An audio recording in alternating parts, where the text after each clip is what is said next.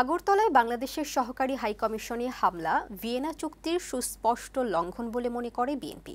মঙ্গলবার নয়াপল্টনে কেন্দ্রীয় কার্যালয়ে সংবাদ সম্মেলনে দলের সিনিয়র যুগ্ম মহাসচিব রুহুল কবির রিজভী একথা বলেন। তিনি অভিযোগ করেন, রাষ্ট্রীয় পৃষ্ঠপোষকতায় বাংলাদেশের বিরুদ্ধে অপপ্রচার চালাচ্ছে প্রতিবেশী দেশ ভারত।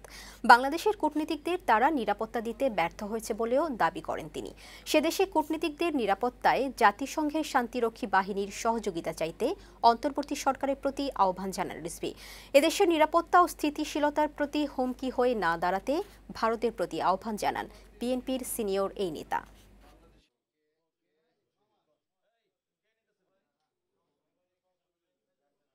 অন্তর্বর্তীকালীন সরকারের প্রতি আমাদের আহ্বান, এই উগ্রবাদীদের নিয়ন্ত্রণ করুন। বাংলাদেশে যারা রয়েছেন, ভারতের সাধারণ জনগণের বিরুদ্ধে বাংলাদেশের জনগণের কোনো শত্রুতা নেই, কিন্তু চরম উগ্রবাদী বিজেপি যদি বাংলাদেশের বিরুদ্ধে যুদ্ধ ঘোষণা করতে চায়, তাহলে বাংলাদেশের দেশপ্রেমিক প্রতিটা মানুষ এদেশের স্বাধীনতা, সার্বভৌমত্ব, সম্মান, আত্মমর্যাদা রক্ষায় রুখে দাঁড়াবে।